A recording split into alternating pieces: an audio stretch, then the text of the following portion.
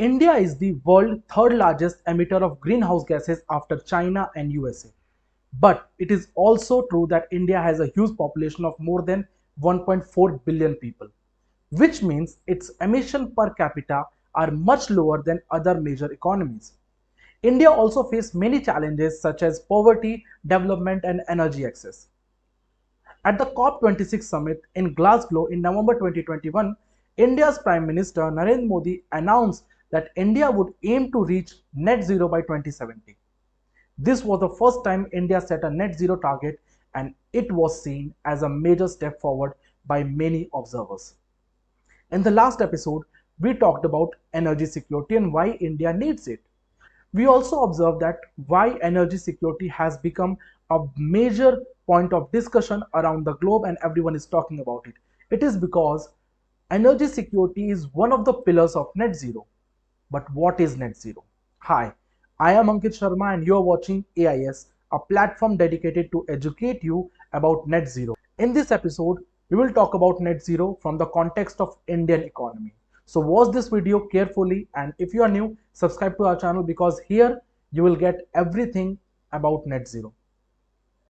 Net zero or becoming carbon neutral means not adding to the amount of greenhouse gases in the atmosphere. This is important because greenhouse gases trap heat and cause global warming, which leads to climate change, and we are suffering from it. We need to control it.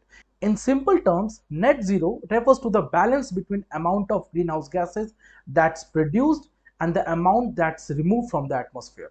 As per the McKinsey report, net zero is an ideal state where amount of greenhouse gases released in the Earth's atmosphere is balanced by the amount of greenhouse gases removed. Decarbonization efforts are needed to reach the target of net zero. Now, the question comes, how will India achieve this ambitious target of net zero by 2070 and what are the biggest challenges India will face? To reach the target by 2070, India will have to reduce its emission drastically and increase its carbon sink, such as forest and soil that can absorb carbon dioxide from the atmosphere.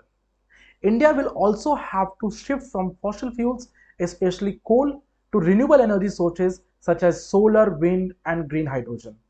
Now let's look at some commitments that India has set to achieve in the upcoming years in order to achieve the grand goal of net zero.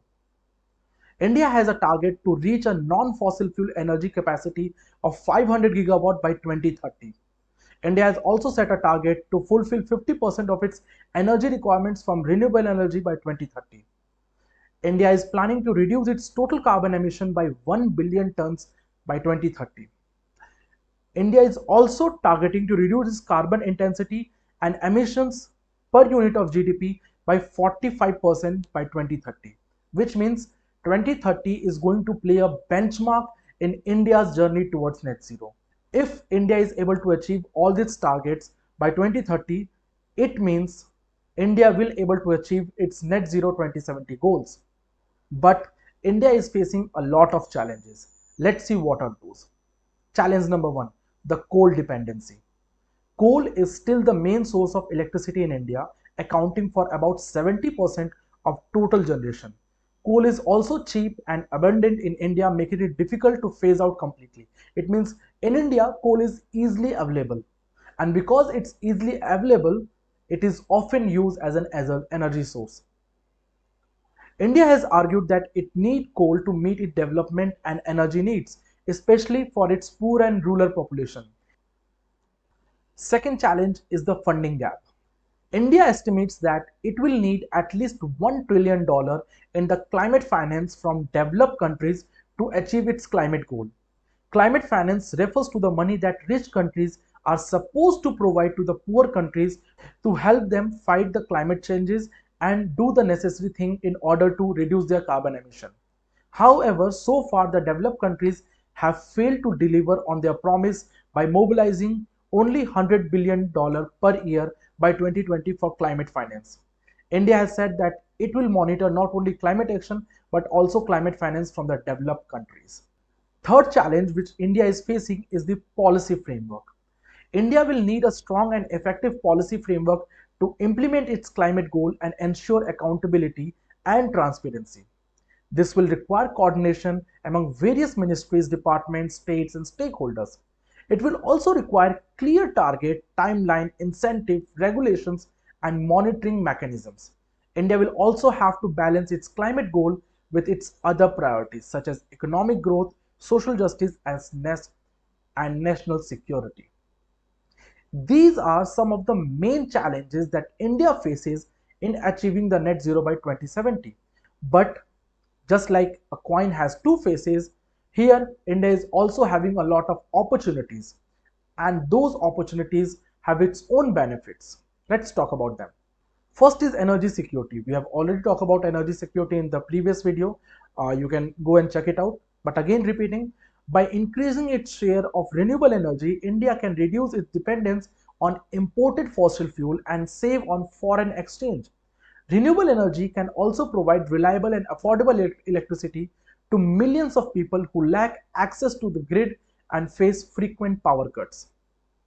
Second is the job creation. By investing in green sectors such as renewable energy, electric mobility, energy efficiency, waste management, and forestry, India can create millions of new jobs and boost its economy. According to one study, India can create up to 27 million jobs by 2050 if it adopts a green recovery plan after the COVID-19 pandemic. There are certain health benefits as well. By reducing carbon pollution from fossil fuel, India can improve health and well-being of its people and save on healthcare costs.